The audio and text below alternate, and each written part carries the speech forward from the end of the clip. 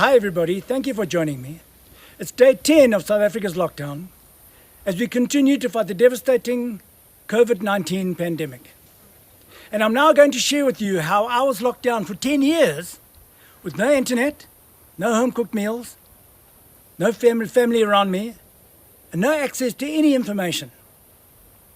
But before we get started, just remember that globally we are in this fight together.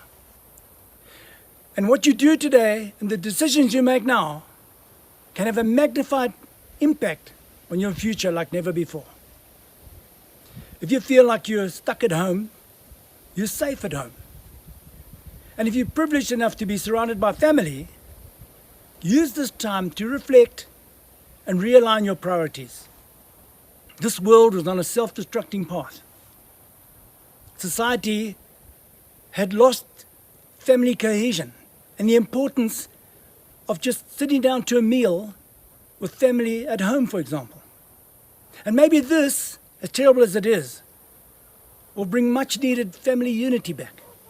We'll certainly miss the hustle and bustle of business, and our goals might seem much further away than they were. But maybe it's time to find a balance. I pray that after this horrific time passes, life will be more meaningful than ever before. I hope you enjoy my story. Thanks for tuning in.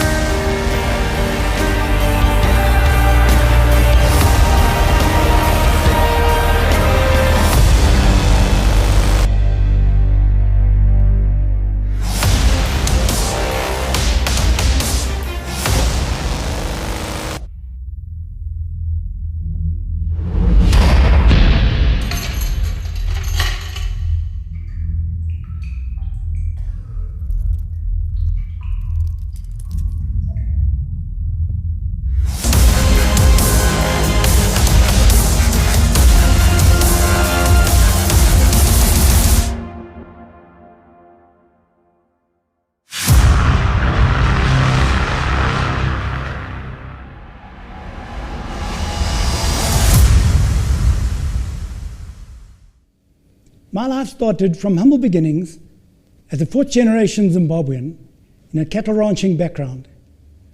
I tragically lost my charismatic father at the tender age of 12 and saint of a mother to breast cancer in 1993. While the death of a parent is an unforgettable experience, it somehow strengthened me to form a family of my own.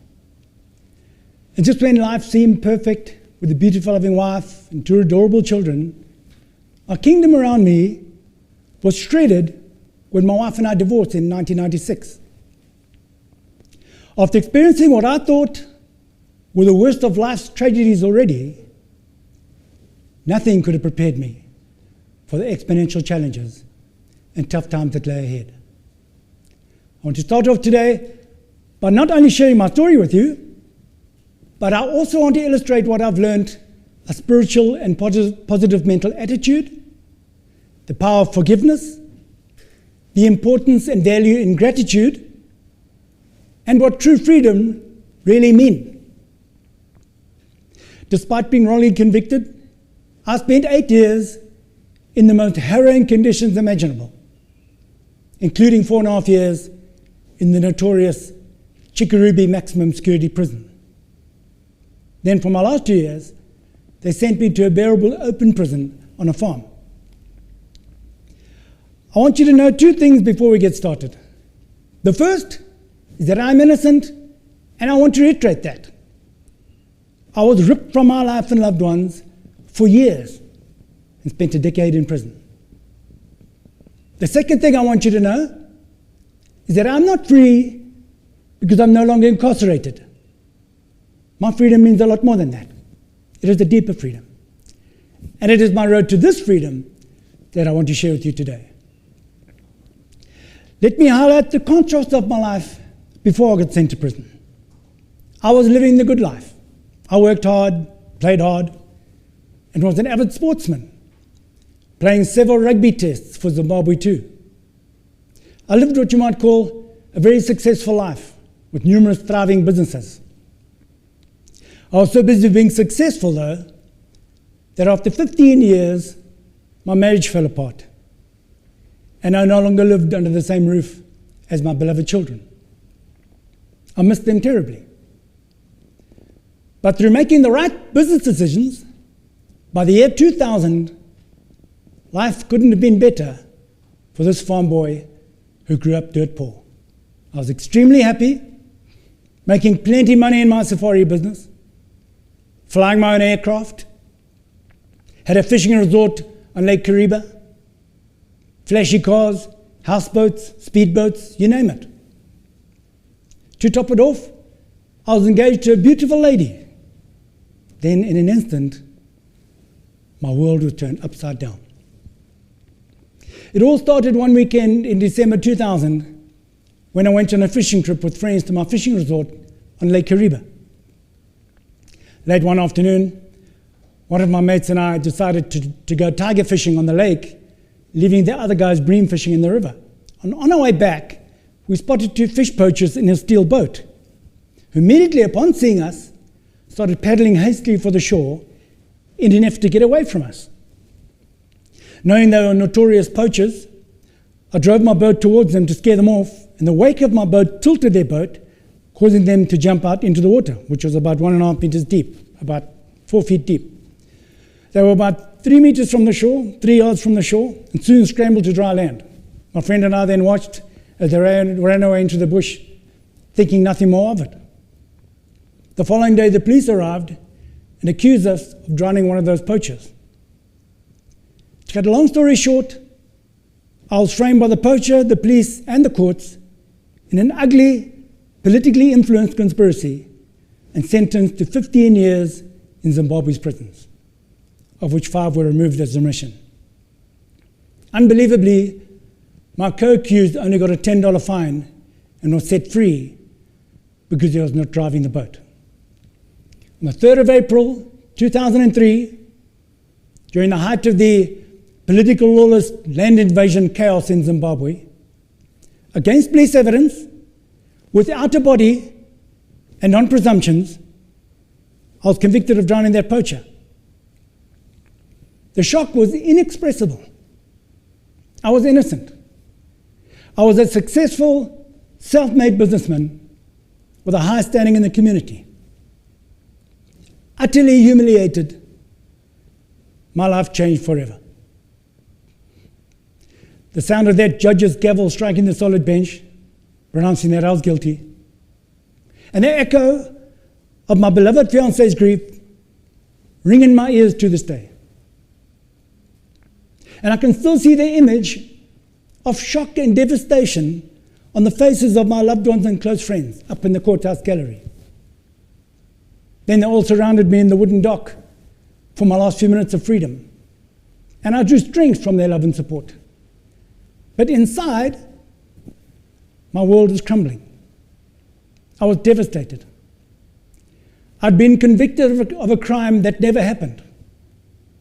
And to make matters worse, the person I was convicted of drowning is now living safe and sound in Zambia, which is a well-known fact in that area.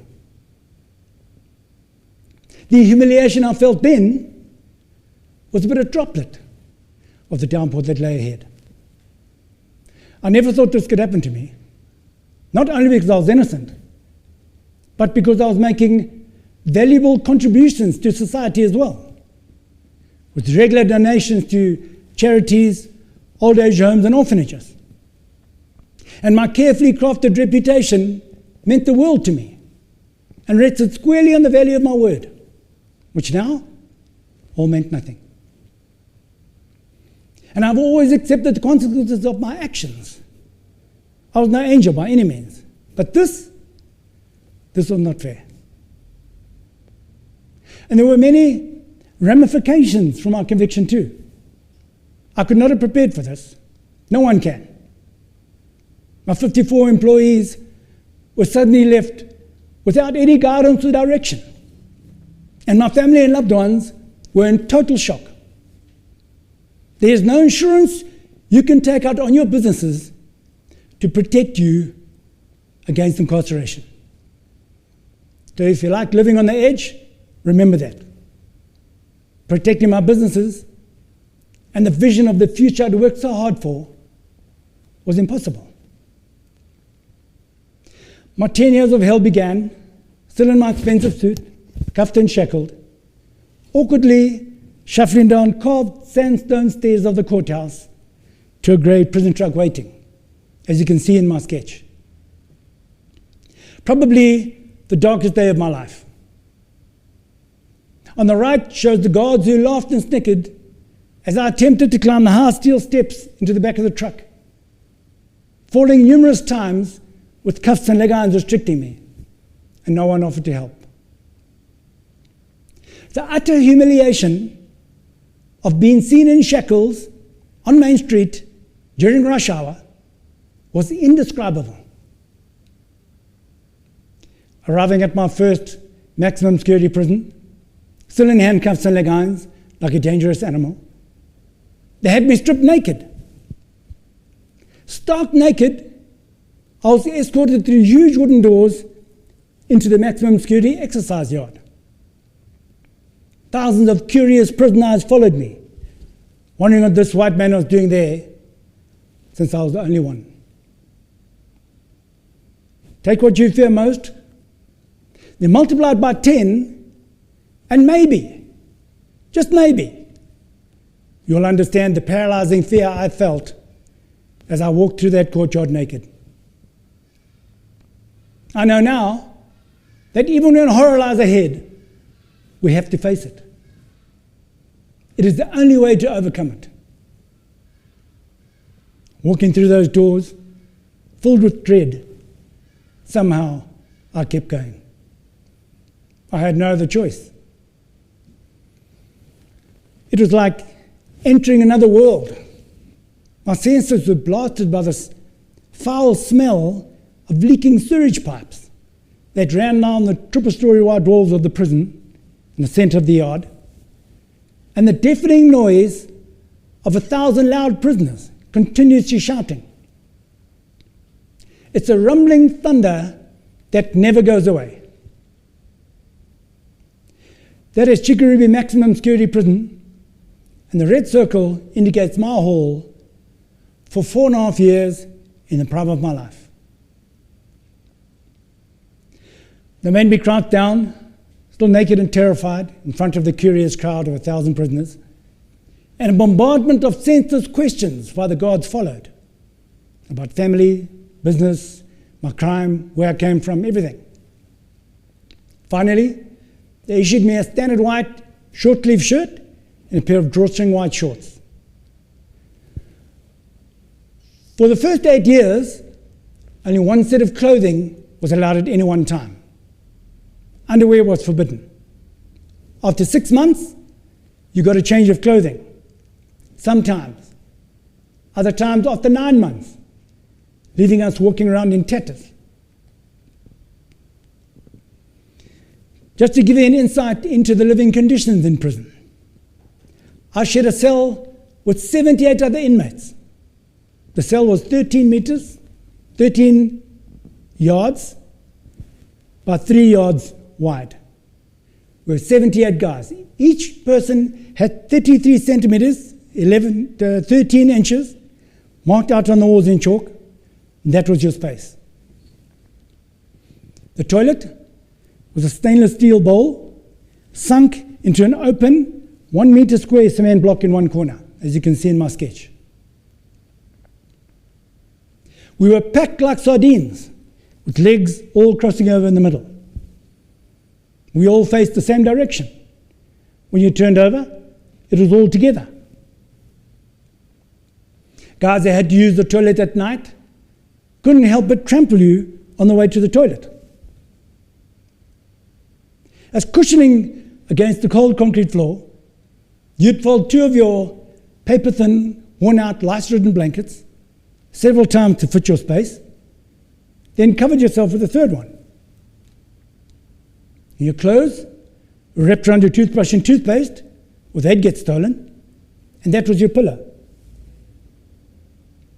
From sleeping on those freezing hard floors, my hips had bruised black rings for years, and shoulders still give trouble today. Can you imagine the discomfort? Not even the breath you take is your own. No space, and packed so close together that what someone else exhales, you inhale. Can anything be further removed from freedom than that? And yet, physical freedom is one thing. You can deal with it. We all can. By living in the moment to survive. But freedom of the mind and soul, that is something else. That is true freedom. Have you ever tried sleeping on a concrete floor for just 1 hour? Try it. Your hip bones burn from the pressure and shoulders ache within minutes. Imagine all those years on a cold concrete floor. I slept beside serial killers, hardcore armed robbers, ruthless rapists, and innocent good men. During those lonely long years, I'd watch the pigeons day after day. After they'd eaten the pieces of grits off the exercise yard floor, they'd fly over those high razor-wire topped walls, and I wished 1,000,000 times that I could somehow just fly away with them and be free again. And I don't believe there's a prisoner that doesn't think that, because it is the only glimpse of freedom you get to see in there. It's just cold walls, bars, and razor wire. No furniture whatsoever. No beds, no tables, no chairs, no cupboards, nothing.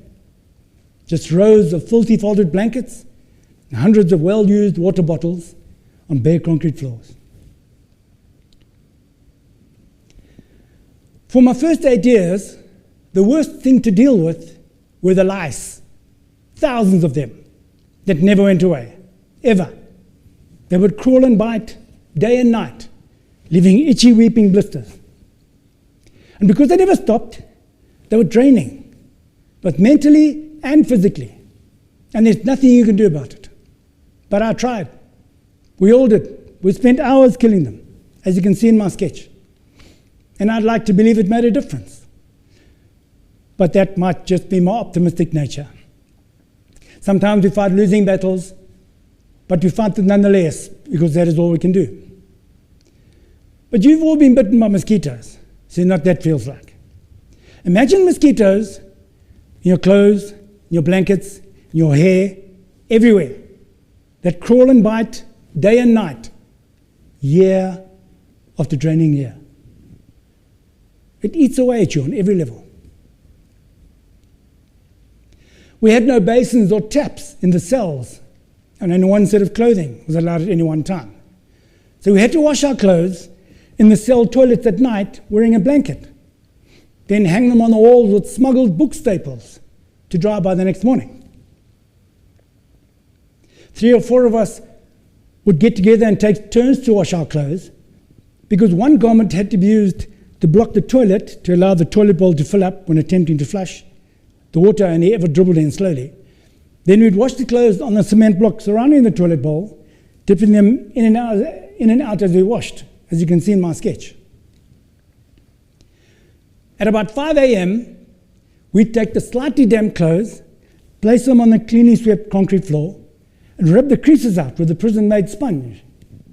Then fold them neatly, place them in a pile, put a hand towel over the pile, and stamp on it hard with bare feet, leaving them perfectly ironed. Another hour hanging on the walls, they'd be ready to wear. Imagine wearing the clothes you're wearing now for 6 months without a change. Then, in an effort to retain your dignity, having to wash them in a well-used toilet. Even if it was your sparkling clean toilet at home, then having to wear them the very next day. I often thought how far removed that situation was from my life before prison. My beautiful clean home and washed down clothing every day. The humiliation was beyond comprehension. when you are that low and you have nothing left to lose, you can still find even the smallest things that become meaningful.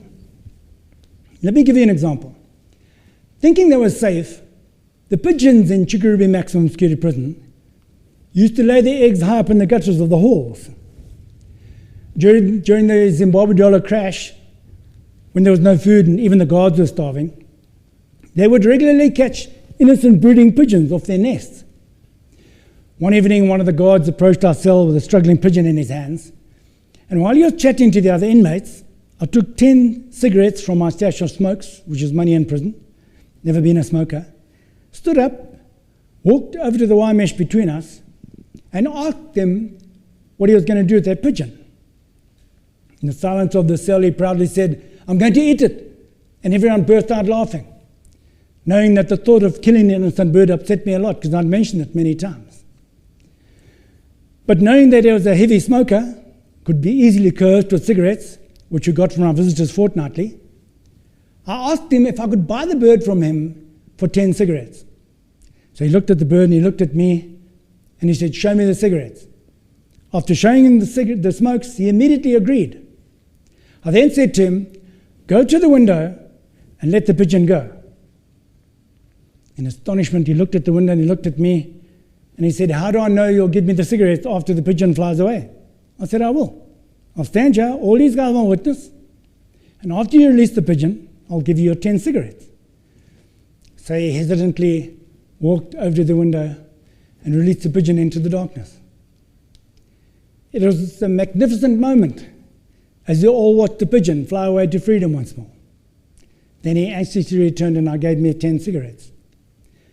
But it gave me a great sense of fulfillment, knowing that I was able in some small way to make a difference in this beautiful world.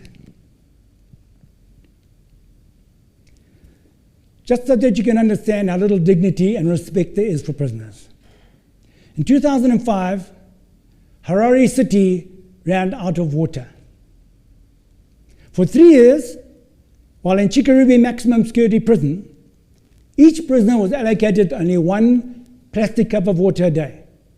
1 cup of dirty orange city runoff water from a nearby dam, carried by farm prisoners. That was to drink, clean your teeth, wash your face, bath, everything for 3 years. That's us sitting in formation, waiting for our 1 cup a day. Most only bathed when it rained within our 4 hours out of cells. And that was after 9 months once. Then all 400 of us in our hall would make a mad rush into the exercise yard and excitedly have a thorough scrub. And it was like Christmas, trying to catch the best runoff water from the broken gutters.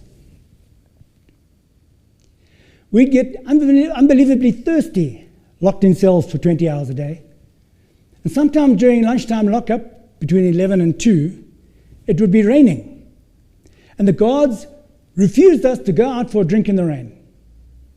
The cruelty was unbelievable. For 17 hours during nighttime lockup, we were only allowed to use cell toilets if it was an emergency for hygiene purposes.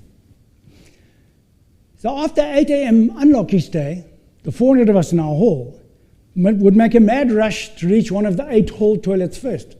There were 400 guys, 8 toilets. Almost instantaneously, busting queues would form, as you can see in my sketch. And that's exactly how the toilets were. They were open, just walls, no doors, nothing. You'd wait your turn in line and climb up on the cement block to do your business, and there'd be 80 pairs of eyes glued on you waiting to finish. We talk about stage fright. My white bum stood out like a sore thumb. Dignity was non-existent. I have learned that the most important things in life cannot be bought. Health, loved ones, and friends. In that order. During my first 6 years in prison, I watched over 2,200 people die, primarily from malnutrition. It was during the Zimbabwe dollar crash, when there was no food outside of prison, never mind in there. after being moved to a medium security prison during the cholera outbreak of 2008 and 9, in 8 months, out of 1,200 of us prisoners at Harare Central Prison, 432 died. That's more than 1/3 of us in 8 months. It got so bad in there that we became totally desensitized. There were guys dying everywhere. And I just want to say during this coronavirus crisis that often we get so caught up in circumstances that we see only problems. In prison, we had nothing but difficulties. And if you give yourself over to them, they will literally kill you. Kill your spirit, your soul, drain your strength, and lead to sickness. I watched hundreds of guys die from stress in prison. They hadn't contracted any illness, yet they died from the worry of dying like so many others around them. In these trying coronavirus times, we need to see the light at the end of the tunnel. This period will come to pass, just like the cholera outbreak did in prison. We were 1,200 guys locked in a prison. No face masks, no hand sanitizer, and 432 died. But through it all, we kept our faith, remained positive, extra vigilant, and cautious. We are a tough species and can withstand the harshest conditions, if we believe we can. Phil, my closest friend in there, and I were playing cards on the tarred floor of the crowded exercise yard one day, and a guy sitting next to me rolled over dead. No one around us moved. They were so used to it. And Phil and I just carried on playing until prison and hospital staff collected him. That's how terrible it was in there. There were dead people dying all around us, and you could smell dead people continuously, day and night. However, that incident has always left me wondering why that guy died and I didn't. Why so many others lost their lives and I had the privilege of living. I'll never really know, but what I do know is that it taught me to be humble. When you could be the one dying tomorrow and you don't, you learn to be humble and grateful for every little thing about your life. And we have all in some way become desensitized to things in our community at one time or another. It is a surviving mechanism. But it also reduces compassion and humanity. It is a fine line to tread when pushed so deeply. But if you've lost the ability to empathize, then you have lost what it means to be human. In June 2006, the prisoner death rate was so high from malnutrition and disease that prison headquarters started allowing relatives to deliver food to their loved ones daily. My darling sisters, Bev and Lynn, fed me for 3 months, selling furniture and scraping money from wherever, until Lynn sold her clay pot business and gave up her career just to feed me for 4 more years. That takes a very special person. And I can honestly say that without her, I may not have been standing up here today. I'm extremely blessed to have her in my life. Unfortunately, very few relatives could financially afford to feed their loved one daily, and I helped as many guys as I could afford to. But the hunger continued for most. Friends, family, love and support sustained me as much as the warm home-cooked food they brought. After Red Cross had taken over feeding and normality returned in there in March 2009, we began a soccer league. And I was delighted to make the prison squad, giving me the privilege to walk under strict escort to play against the officers' side on a field in their compound. And during our jovial march there, singing all the way with fellow players, I asked an officer if I may touch my first tree in 6.5 years. When granted permission, I joyously broke formation and did so. I clearly remember the roughness of the bark, reminding me of my granddad's forearms, and the distinct smell of that jacaranda tree, which I knew so well. You have no idea how beautiful and uplifting it felt just to touch a tree and feel green grass again. How we take so much for granted. My first evening at Connemara Open Prison, which is a farm prison where I was transferred after 8 years, I spent sitting around an open fire on old logs and bleached cattle skulls, chatting with old Ndebele inmates, taking me back to what I loved so dearly as a child. Now I remember getting lost in their interesting stories, the beauty of the sunset, the dancing flames, the tranquil call of a nightjar, and the bright stars on the moon, which I hadn't seen for 8 lonely long years. Now, I appreciate the everyday little things in life, like a hot bath, a soft bed, the sip of a good wine, catching a fish, or a spontaneous cuddle from a loved one. Because those are the things you miss most when you have it all taken away.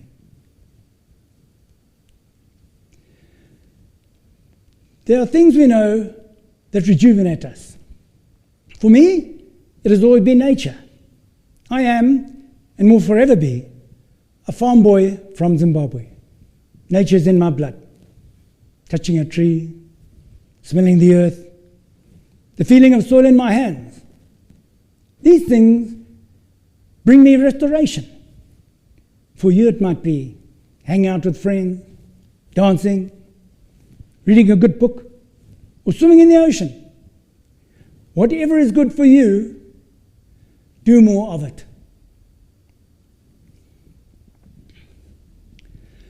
Despite the hell I'd gone through, physically and mentally, the worst part was knowing that my beloved children were growing up without me. I told you in the beginning that not living under the same roof as them when my wife and I separated was the hardest thing. Imagine the heartbreak I felt when I went to prison. We have always been extremely close. It is a bond I will cherish and protect to my dying day. My proud son, Dusty, only 18 at the time, was always full of ambition. And we'd joyously discuss and dream of making millions and plan endless projects and adventures.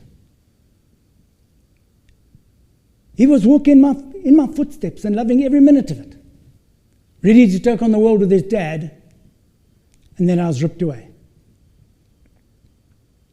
My precious 16-year-old daughter Sandy and I had, and still have, an extraordinarily beautiful bond. Since a baby, she's always been my shadow, and especially as she is to me, I am to her. But at 16, I was her anchor. I was everything in her eyes. She confided in me without boundaries and clung to everything I said and did. I loved them beyond expression. They loved me. And the times they needed me most, I wasn't there. They went through first loves, crushes, dances, 21st birthdays, and entered the wide world, and I wasn't there to see it. It is an annoying feeling knowing that I'm their father and should have been there, but I couldn't be. And I don't want anyone here ever to have to feel that way. Make enough time for your loved ones.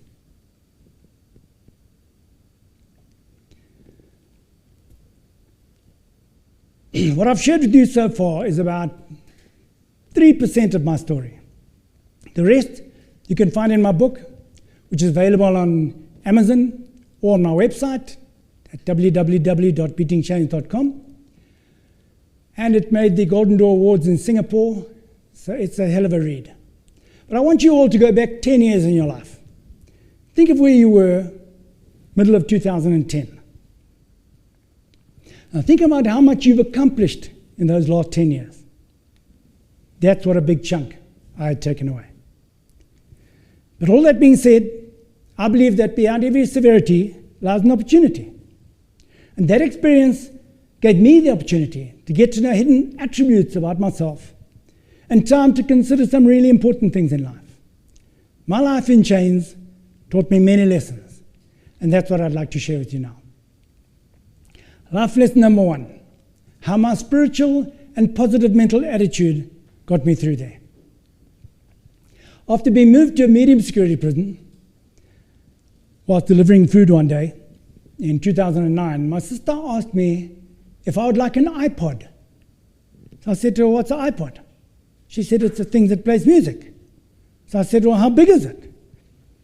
So she indicated this small, flat little thing, and I said, "Well, how many songs does it play?" She said, "Oh, about 1,000. I said, "No ways." "So where do you put all the CDs?" And that's how much technology had advanced. In just 6 years I'd been away, and we laughed like crazy. Anyway, the following day, the iPod arrived under the salad, and about a week later, a cell phone was sneaked in too. It was risky, exciting business that you couldn't dream of in a maximum security prison. And everything was going smoothly until an envious prisoner reported me. After an unexpected search, unbelievably through some quick maneuvering with on-site guards, nothing was discovered. But I was sent to solitary confinement anyway for 2 years. That was extremely lonely. But after experiencing that precious little link to the outside world, I had to get my phone back. And I did, which made a huge difference. 18 months later, everything going perfectly, one of the friendly guards approached my spile at 5 in the morning and whispered, "Russ, they're coming for your phone." And there's no way of getting a phone out of there. But someone had bought me a protein powder about a month before. And I opened it, broke the seal, took half the powder out, wrapped the phone in plastic, put it in, put the powder back, put the seal. 6 o'clock, the guards arrive. And what they do is they make you strip naked, and you jump with your legs open like you're hiding something. Then you all walk out stark naked into the courtyard, and they do the search. So after the search, I went into my cell, and everything was upside down everywhere. But my protein powder still in good shape. Spirits were all high. 5 minutes later, I'm summoned to the security office. I walk in there, and there's 4 guards standing, one seated behind a desk, and an empty chair. Now, I hadn't sat in a chair for 7.5 years. So the guard says to me, "Take a seat." So I sat down, felt good. He says to me, "Do you have a girlfriend called Karen?" I said, "No." I said, "I had one before prison called Karen." He said, "Okay. When did you last talk to her?" I said, "Long ago, before prison." He said, "Are you sure?" I said, "Yeah." He handed me a letter addressed to me from Karen. "So nice talking to you on the phone the other night. You sound so positive." After an unexpected search, after some intense questioning, the story just came to me, and I said, "No, Karen was having a lunch in Bulawayo one day, which is a city in Zimbabwe. And she met this lady, and they started chatting, and soon realized that they both had boyfriends in the same prison. So the lady said, "Well, let me call my boyfriend, who's a guard in there, and he can call us, and then you can have a chat." So I had a story. But after I couldn't tell them what the guard's name was, they didn't buy it. An hour later, I'm escorted up to the officer in charge's office. When you go up there, it's big trouble. And I walk in there, and they were waiting. Like 15 big brass officers were staying in a half circle. Officer in charge behind his big desk, and my empty chair in the middle. He said, "Take a seat." I sat down. He said, "If you don't tell me what that guard's name is, your life in this prison is going to change." And him and I got on very well. And I said, "Officer, I don't know his name." And then the question started. What does he look like? How tall? What rank? Where did you make the call? How long ago did you make the call? And the question just kept flying, and I answered as best I could. And then one officer said, "Do you want to talk to the officer in charge on his own?" So I said, "Yes, please." So they all leave. I close the door. I said, "Officer, we've both been through hell. We've watched hundreds of guys die. I've donated endless stuff to the prison service. Soccer balls, volleyballs, volleyball net, soccer boots and uniform for the squad."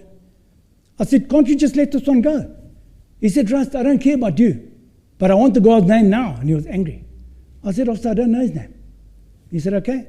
They called the guards, they put him on death row in the dark cell. So they escort me over to the condemned section. And the cells were 3 meters by 1 meter, same as my solitary confinement, 3 yards by 1 yard. But it was dark. As the only vent was covered by a staircase, and the electric light didn't work. They made me strip naked, gave me 3 worn-out, filthy, lice-ridden blankets, a 5-liter of plastic container cut off at the top as a toilet, same as solitary confinement, 1 liter of water. They locked me in there for 23 hours and 45 minutes a day. So I was allowed out 5 minutes in the morning to clean my teeth, 5 minutes at 10 o'clock to have a shower, 5 minutes at 3 o'clock to prepare for lockup. It was cold, lonely, and dark. I couldn't even see my hand, like being buried alive. Desperate, on day 6, I got on my knees and I prayed. And I'll never forget the feeling of like warm water being poured over me, and a total sense of calmness. I sat on the floor, leaning against the wall. Within 30 minutes, I faintly heard my Afrikaans mate shouting from the soccer ground, "Hey Ras, everything's okay, my mate. Don't worry, everything's okay." So I jumped up. I said, "Hey Phil." He said, "Don't worry, Ras, everything's okay." So I thought, okay. Lay down on the concrete, looking up at the darkness. Within 10 minutes, they unlocked my door. And that noise goes right through you. Chucked me my clothes. Said, "The officer in charge wants to see you." So I go out into the blinding sun, across the courtyard, up the stairs to his office. And his exact words were, he said, "Hello, Russ." I said, hello, officer." He said, "Have you remembered the guard's name yet?" I said, "No, officer." He said, "I'll tell you what I'm going to do. I'm going to leave it in God's hands. You can go back to your cell." And at the exact moment when I was praying, my sister was paying him $200 to get me out of there. So there is a God, and he looks after me and every single one of you. I've learned not to let past thoughts hurt me. The past only exists in your head. It can only come to life if you let it. To be able to find positives in all the negatives going on around me in prison brought hope, which was a huge part of getting through prison life. If you had said to me in year 1, "You're going home in 2 years' time," I would have said never. I'm going home now. 6 weeks, 8 weeks at the longest I could live with. Anything beyond that was too painful. I was going home now, and I hung on to that for 10 years, that I was going home. And I had story after story that I was going home. And finding happiness in even the smallest things that happen in prison kept me healthy. Those who couldn't died. Life in prison or in Las Vegas is still just life. It's what you make of it, no matter where you are. I had everything I could ever wish for, and in moments, it was all gone. The most common question I'm asked is, how did you get through there mentally? And I had this gorgeous fantasy girlfriend named Cherie, and we'd fly all over the world in our private jet and catch marlin in Mexico and help those in need financially no end. And I created this beautiful world I could go into to get away from it all and be happy again. I detached myself from that reality. But I wanted to know scientifically how the mind copes with those situations. So after I was released, I did some work on Dr. Caroline Leaf's work. And every time we think, see, and feel, our mind generates a signal that affects every cell in our body. We have between 75 and 100 trillion cells. Thinking is 98% of that signal. So what you think actually affects every cell in your body and brain physically. Research shows that between 75 and 95% of illnesses come from our thought life. We have about 30,000 thoughts a day. The thoughts play a massive role in diseases in our bodies. But by the same token, it can be just the opposite. When you're thinking correct thoughts, you generate very healthy signals that affect your blood chemistry and build more healthy cells. So our thoughts create who we are physically. And it was my happy thought life, even though it had to be a fantasy, that kept me healthy and sane in there. The power of positive thinking. Life lesson number 2, why you should forgive. The humiliation of being labelled a murderer in terrible conditions were extremely hard to deal with, as was the pain of my bitterness, anger, hatred, frustration and revenge for what they'd done and were doing to me. I hated them bitterly, and initially would lie there for hours, wishing every terrible thing on each of them in turn: the poacher, the police, the judge, the ministry, and all who were involved in my conviction. Then one day, I was struck by the realization that they'd all forgotten about me long ago. Here I was, consumed by the unfairness of it all, and they, blissfully unaware of the evil I wished on them every day. In the end, I was only hurting myself. I was carrying all that in my head and beating myself up for nothing. The single biggest lesson I learned in prison was true forgiveness. I now know what Nelson Mandela meant by forgiveness. And for me, it was bigger than anything I could have achieved on my own. True forgiveness was inspired by God Almighty, and so was letting go. It was a huge weight off my shoulders, and I learned to live in the moment from then on. The past was too painful, and the future full of unkept promises. So I just dealt with each day as it was. I learned to have faith, because no amount of worrying was going to change what I was going through. If you have anger or resentment towards anyone in any way, it will eventually destroy you. Because that is what those emotions do. They steal from you. They steal happiness and freedom. Many people ask me how I managed to forgive them for what they did to me. It's easy to say forgive, but how do you do that?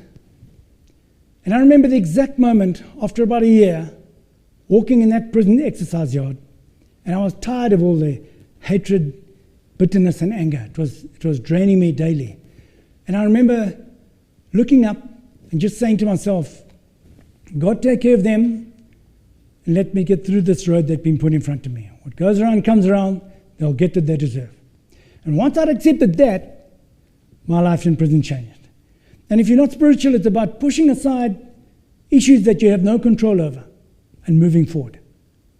And these small, negative, angry thoughts kept returning, and I'd push them away until I'd forgiven them wholeheartedly. You could look at it in two ways.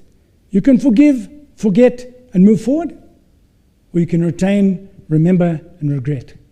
The choice is yours. And if you say, I'll forgive, but I'll never forget, then you still remember and will never move forward. You can't bounce back from anything unless you forgive those who you believe have done you wrong. And only when you forgive and let go of the past can you be fully free to move forward with your full potential. Life lesson number 3. Why you should be grateful and the big picture. We all want too much in our lives, concentrating on what we haven't got, instead of being grateful for what we have. And for me, giving thanks every day goes a long way. For my health, beautiful family, a lovely home, a soft bed, running water, and so on. When there's no food, no water, and people are dying all around you, you become grateful for the fact that you're still breathing. And another day is a blessing. When you lie in a cell with 78 other people and your breath is not even your own, gratitude suddenly has a different meaning altogether. The healthiest of all human emotions is gratitude. Remember that and practice it. Having an attitude of gratitude is one of the most impactful habits for a fulfilling and healthy life. I learned in prison to see the big picture of life. At the innocent age of 6, I was sent to a cruel boarding school 160 miles away from home. Can you imagine that today, sending your little 6-year-old that far away? The bullying and beatings of my matrons and masters to a little 6-year-old boy was disgusting. I hated every minute of my 7 years in that place. Then I lost my dad when I was 12, which turned our lives upside down, and endured the wild ways of the Rhodesian Bush War. Being an avid rugby and water polo player, both rough sports and the war environment, my teenage years were all spent on farms throughout the war, and it created this wild, hardy character. Hardships were part of everyday life. And when I was 19, or late teens, my uncle and I left the ranch house at about 6 a.m. one morning to go and dip cattle 16 miles away on a ranch called Bundu Hills. Deserted from the war, like most of the ranches were back then. It was part of the Matopus mountain range, which is huge, solid granite mountains everywhere. And the ranches were 25,000 acres each, so there were huge chunks of land. 1 kilometer from the dip tank, a troop of baboons ran across the road. And there were thousands of them in that area, and they were considered vermin because of the destruction they were causing. And I jumped out the vehicle with my rifle, no hat, no shirt, no shoes, and took off after them, shouting to my uncle that I'd see him at the dip crawl. 2 hours later, I was completely lost and in a total spin. There were just mountains in every direction with thick vegetation in between. By 5:30 that evening, exhausted, very thirsty, I'd only managed to find a little muddy pool in a drying up pan the whole day. Starving, I hadn't eaten all day, and very sunburnt. I was in a very dangerous situation. In absolute desperation, I once again climbed about 100 yards up one of the huge mountainsides, looking for a mountain called Mount Taula, which I knew and they could then work out where I was. And there were just mountains and more mountains. And I remember the desperate fear and feeling of total hopelessness. There were just mountains in every direction. And I was just a teenager, just out of school. It was in the middle of the war, almost dark, and there wasn't a settlement within 16 miles around.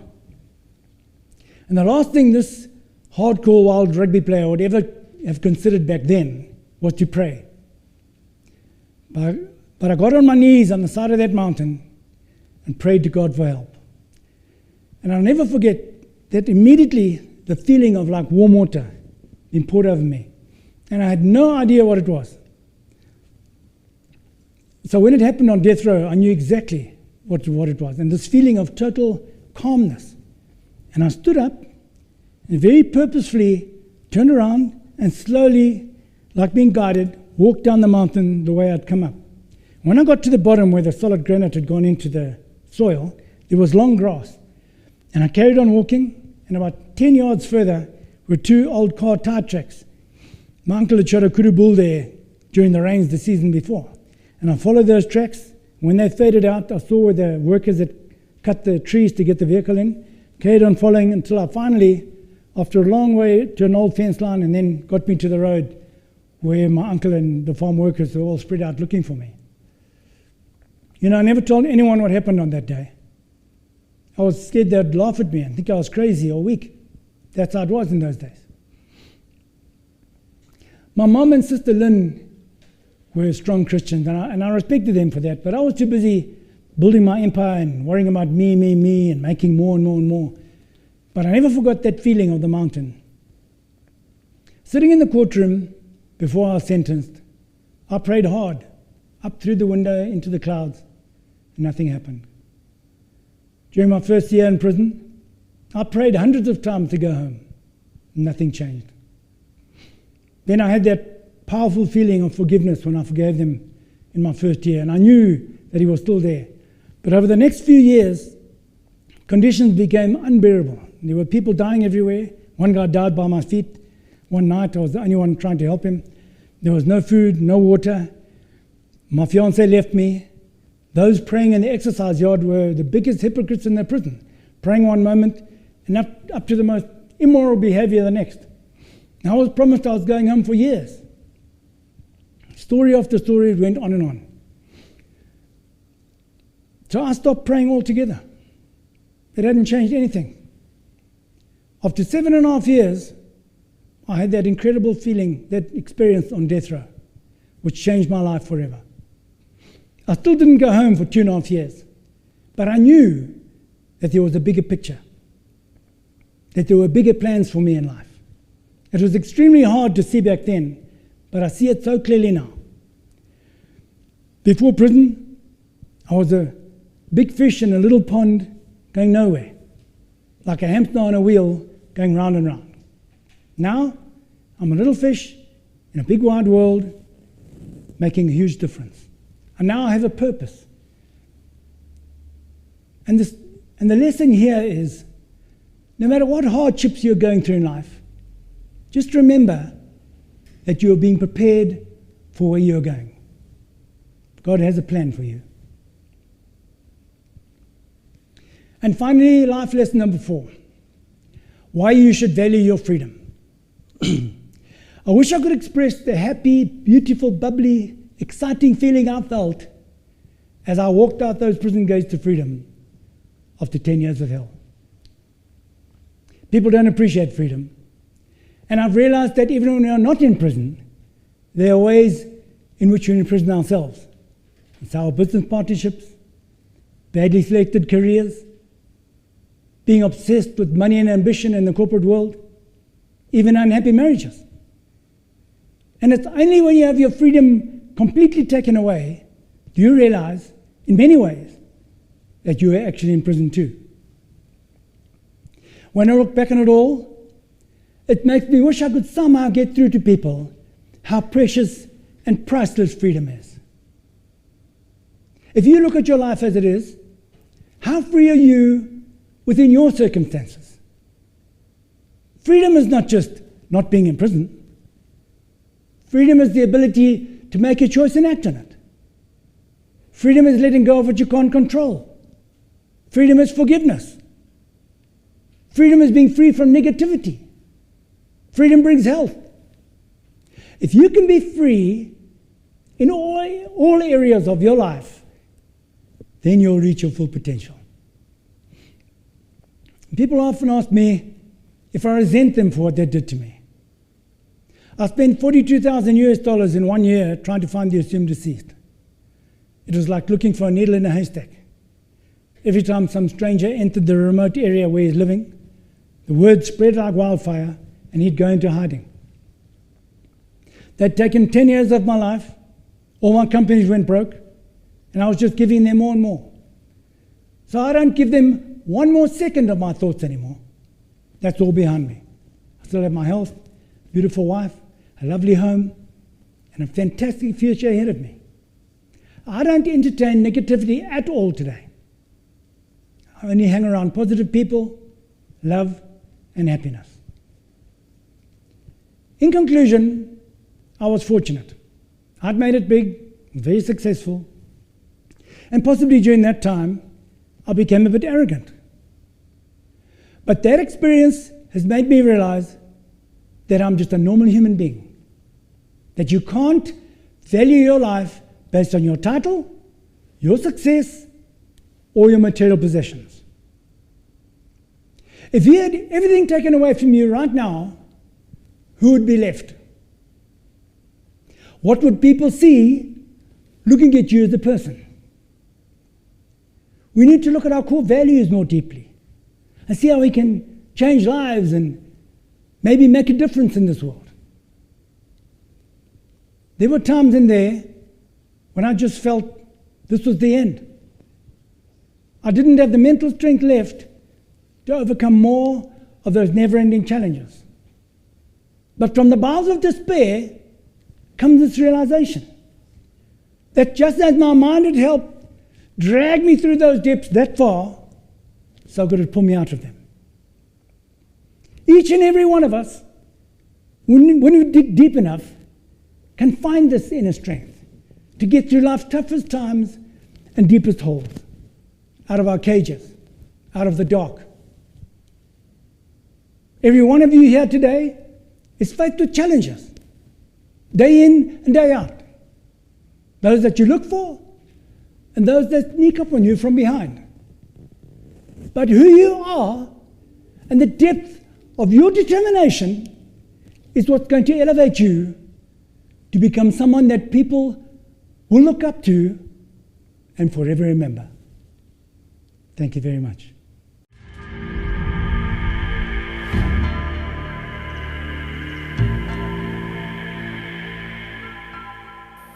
If you want to make contact with me, please go to my Facebook page, Beating Chains, or to my website, www.beatingchains.com. And my best-selling book is available on Amazon or on my website. In closing, I'd like to reiterate that we're in this together and we'll get through this no matter what. Thank you for watching.